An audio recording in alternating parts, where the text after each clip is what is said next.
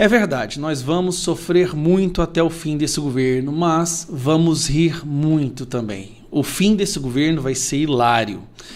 Bom, eu fiz uma rápida lista das principais besteiras que o Lula disse só esse ano. Então vamos lá. Primeiro, né, essa aqui ficou icônica, histórica, a questão do Pix. Né? O Pix não é para taxar você, eu lembro da Janja falando. O imposto não é para o comprador, é para a empresa. Depois, a laranja tá cara, come outra coisa. Depois, falando que iam fazer uma intervenção no preço dos alimentos. Depois, estavam pensando em ignorar a data de validade, porque daí comida estragada fica mais barata. Depois veio trocar o alface por chicória. E, por último, né, agorinha teve que déficit não é rombo. Quando você acha que não tem como piorar, o Lula vai hoje e começa a falar, sem script, sem teleprompter, do jeito que o Sidônio mandou ele fazer. É por isso que eu estou muito feliz com o Sidônio à frente da comunicação desse governo, porque realmente liberar o Lula para falar muito é um presente para a oposição, é um presente para o Brasil. E aí ele vai e solta aquela frase ridícula, dizendo que se tá caro não compra, compra outra coisa. Pois é, se o remédio está caro, não compra remédio. Se a mensalidade da escola tá caro, tira seu filho da escola. Se a comida tá cara, fica sem comer. Esse trem de comer é para burguês, é uma invenção do capitalismo.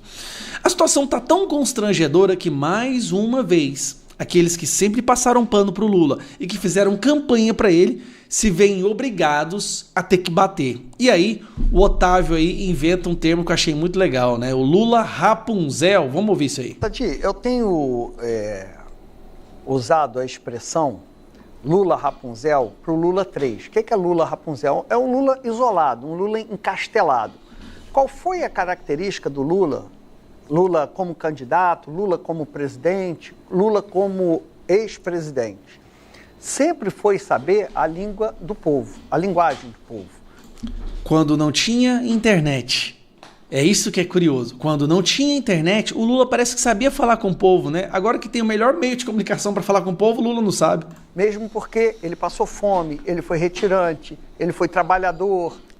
Peraí, vou falar, para, né? Lula trabalhador, por favor, né? Foi preso lá como sindicalista. Então ele tem uma vivência que ele não fala, teoricamente, sobre o mais pobre, né?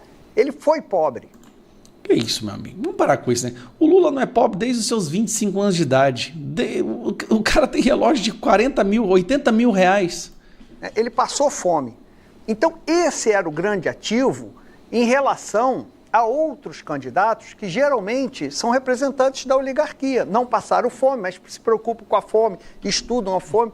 Mas a fala de quem já passou fome é diferente de quem não passou fome, se toca, se sensibiliza, mas é diferente.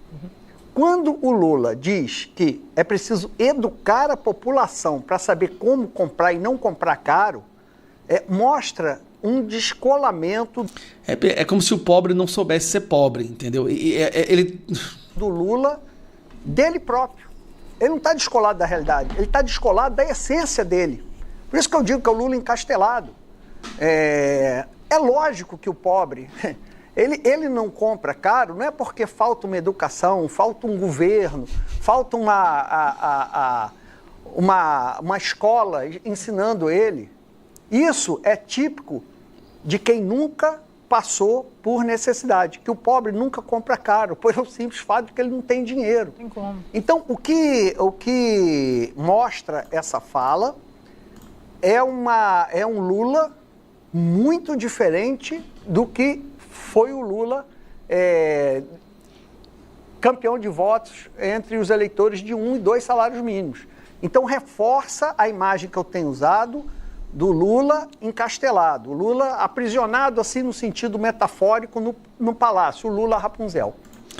O Lula que há 50 anos não sabe o que é entrar no supermercado para comprar alguma coisa, que tudo é dado para ele de bandeja, que anda no tapete vermelho, que não passa necessidade. O pai do pobre é milionário e tem muito dinheiro, a ex-esposa dele tinha muito dinheiro, a Janja... É o pobre mais milionário da história, né? É o Lula. E aí quando ele fala, gente, essa frase pegou muito mal. Ele tá basicamente falando pro pobre, olha, você não sabe ser pobre. Se você não consegue comprar carne, não come carne. Não consegue, o arroz está caro, não come arroz. O feijão está caro, não come feijão. Ah, tá tudo caro. Então fica sem comer. É simples. A gasolina está caro? Vai a pé. O tênis está caro? Anda descalço. Cara, como que pode? E aí, hoje a internet explodiu. Tanto é que já está em terceiro lugar a hashtag Lula enganou os pobres. Deixa eu ver aqui, ó. Já está em terceiro lugar. Lula enganou o pobre. Lula enganou o pobre. Lula sempre enganou o pobre. E sempre vai manter o pobre na pobreza. Porque é assim que se compra o voto. Se você eleva a qualidade de vida das pessoas, elas chegam à classe média, elas não votam com a barriga, elas não votam na miséria, elas não votam por migalhas, elas votam por valores, elas votam por princípios, elas votam para a direita. É por isso que nós da direita temos sim a intenção de tirar os pobres da pobreza. Porque assim nós teremos mais apoio, mais pessoas sem sofrer e mais votos, é óbvio. Isso é um cálculo lógico. Mas é isso aí, mais uma vez o Lula entregando mais uma de bandeja para a oposição, né? Se tá caro, não compre. O Brasil é dos brasileiros, menos a comida. A comida não é dos brasileiros.